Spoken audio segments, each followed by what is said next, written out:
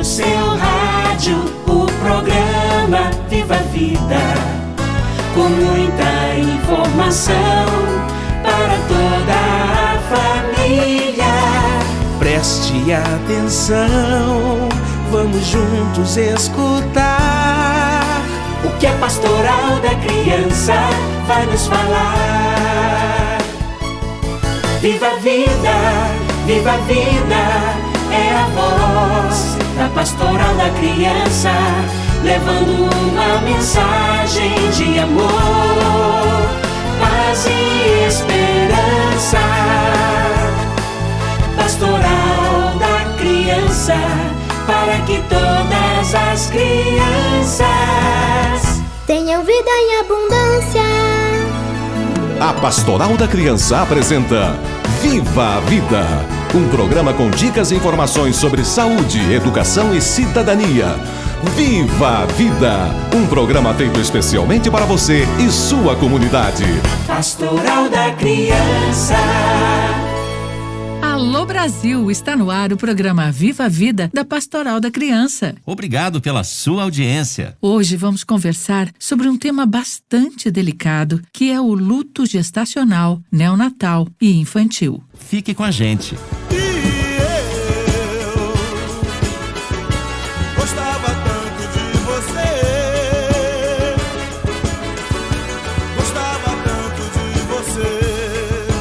A morte de um filho, em qualquer fase do processo de gestação, é algo que não tem precedentes e que vai impactar em diferentes aspectos da vida familiar. Para conversar sobre esse tema, está aqui a doutora Larissa Madruga Monteiro, médica pediatra e neonatologista que trabalha em UTI neonatal e é paliativista. Ela trabalha em Curitiba, Paraná. Doutora Larissa, explique para os nossos ouvintes o que é o luto. O luto é um processo que se inicia após a perda de alguém ou algo que é muito caro, é muito importante. Existe um processo emocional, na minha experiência com luto, principalmente com famílias que perdem seus filhos, né, onde essa família vai se reestruturar, ela vai ressignificar essa morte dessa criança, e esse processo é um processo existencial, não existe tempo. Doutora Larissa, qual é a diferença do luto gestacional, neonatal e perinatal? Então, o luto gestacional é o luto que acontece quando uma gestante e a sua família perdem o seu bebê em qualquer um dos momentos da gestação.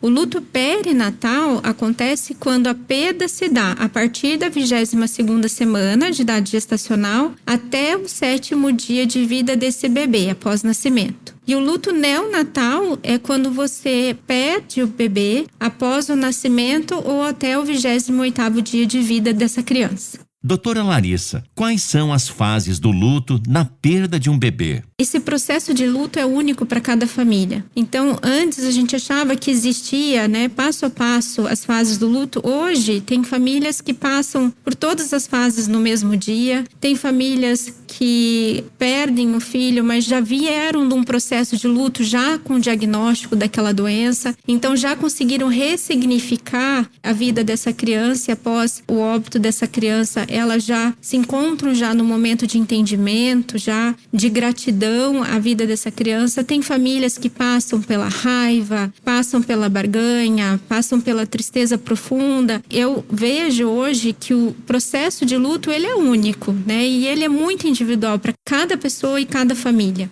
Doutora Larissa, quais são as consequências da não elaboração do luto para a saúde mental da mãe? Então, às vezes, essa mulher, que acabou de perder o seu filho, se ela não consegue elaborar bem esse luto ou passar por esse processo de luto de uma forma adequada, ela pode sim acabar evoluindo um quadro de doença de saúde mental. Então, por isso a gente tem que estar muito atenta aos sinais que essa mulher oferece para a equipe de saúde, para que a gente esteja bem atenta a esses sinais que ela pode estar evoluindo para um quadro de depressão mais grave, até às vezes com pensamentos suicidas, com uma ansiedade um pouco mais grave. Doutora Larissa, como elaborar o luto? A elaboração do luto, ele começa principalmente ali na gestação. Então, muitas vezes essas gestantes, elas têm algum diagnóstico de alguma doença fetal que a gente entende que existe uma possibilidade que essa criança faleça após nascimento, ou a gente entende que essa criança não tem como viver muito tempo, vai ter uma vida limitada. Ali começa o processo de elaboração do luto. Então, eu acho que um dos primeiros passos é lá na gestação ou até na fase neonatal de você dar abertura para que essas famílias consigam falar, consigam conversar e consigam dizer como que elas se sentem em relação ao que elas estão passando. Também mostrar para elas a importância delas de vivenciar tudo que elas querem vivenciar na gestação. Se querem fazer chá de fralda, podem fazer. Se quiserem tirar foto, devem fazer. Devem ir criando memórias dessa criança para que essa criança consiga se vincular a essa família. E isso faz com que esse processo de luto se dê de uma maneira que a gente entende que existe um menor risco para que o luto acabe evoluindo para uma doença de saúde mental ou alguma outra situação assim. E depois que a criança falece? Então, quando as nossas crianças elas falecem, tanto na fase gestacional ou na fase perinatal ou na fase neonatal, a gente oferece um tempo dessa criança com essa família, né? Para que haja a despedida dessa criança com essa família. E a gente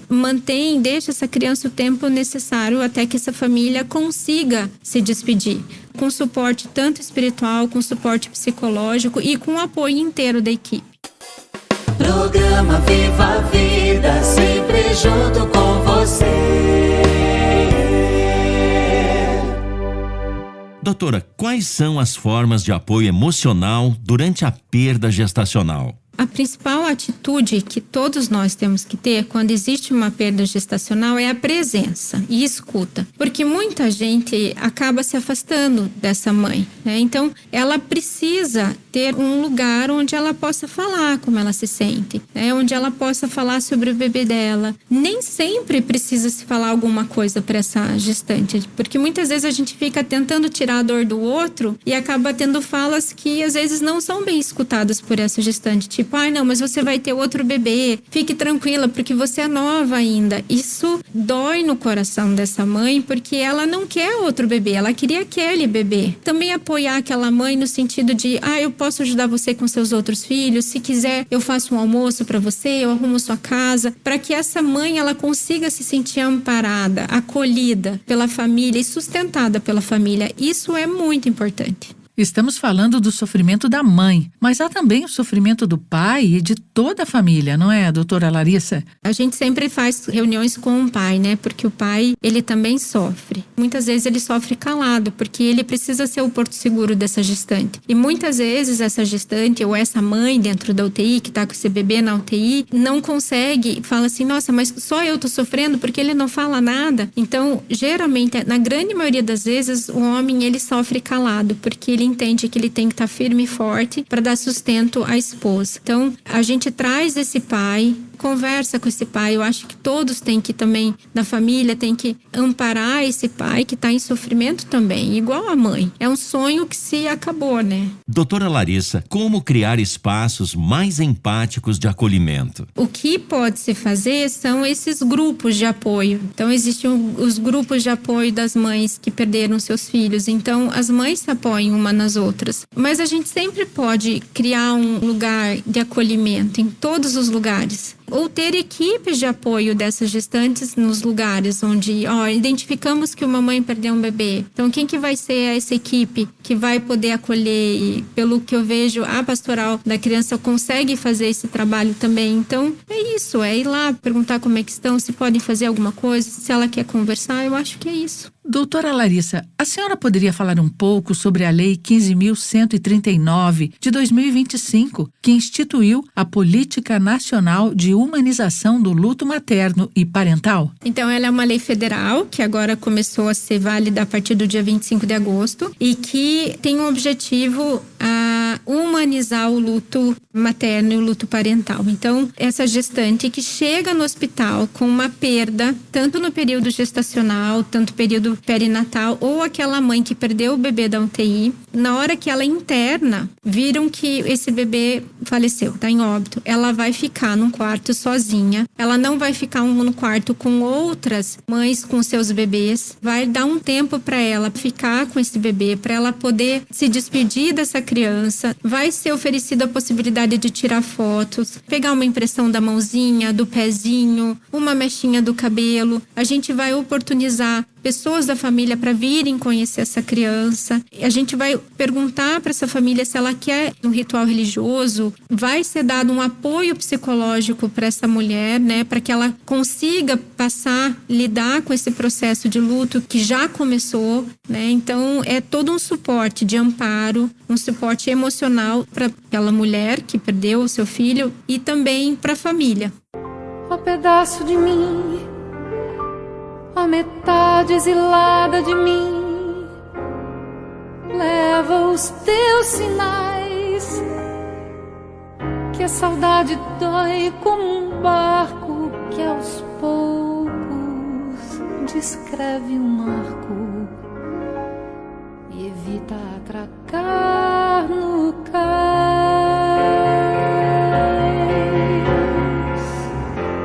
Vamos conversar agora com a Maria Inês Monteiro de Freitas, coordenadora nacional da Pastoral da Criança. Maria Inês, como a Pastoral da Criança ajuda as famílias na mobilização de uma rede social de apoio às famílias? Olá, queridos ouvintes. A Pastoral da Criança orienta e acompanha gestantes e familiares de crianças recém-nascidas com grande zelo e carinho. É muito triste quando uma criança morre. Para que isso não aconteça e grandes traumas do luto abalem as famílias, todos precisam se unir. A gestante fazendo um pré-natal de qualidade, o parceiro acompanhando e dando apoio, as políticas públicas garantindo acesso e serviços adequados para que as crianças nasçam bem, e a sociedade também servindo de suporte para que nenhuma mãe ou família tenha que chorar a morte de um filho por causas que podem ser prevenidas.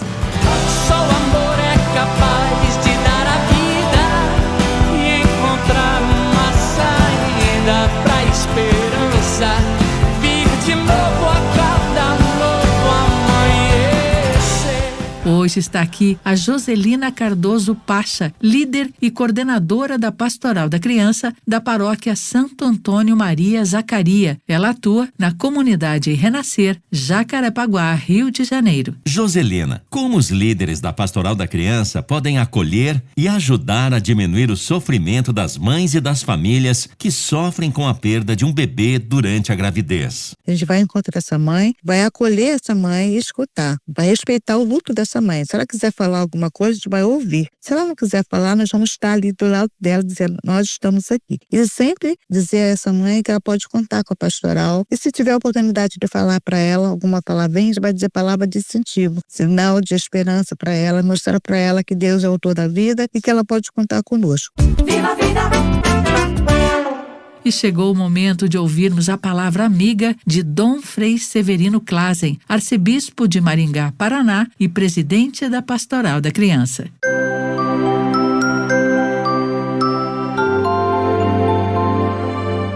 Olá, amigos e amigas do Viva a Vida. A perda de um bebê durante a gestação ou logo depois que ele nasce causa uma dor imensa na mãe, no pai e em toda a família, mas atinge principalmente a mãe. Por isso, é muito importante oferecer apoio, acolhimento e ser presença, para que ela possa expressar sua dor e os seus sentimentos. Que Deus abençoe e console a todos que passam por esse momento difícil. Que o Senhor vos abençoe. Porque Ele é quem cuida de mim. Se uma porta se fecha aqui, outras portas se abrem ali. Eu preciso aprender mais de Deus, porque Ele é quem cuida de mim. Deus cuida de mim. O programa de hoje está terminando. Obrigado pela sua audiência. Participe você também do programa Viva a Vida. Anote aí, radio@pastoraldacrianca.org.br. Um grande abraço a todos e até o próximo Viva a Vida. Até lá, pessoal. Você ouviu o programa Viva a Vida, da Pastoral da Criança, organismo de ação social da CNBB, Conferência Nacional dos Bispos do Brasil. Pastoral da Criança.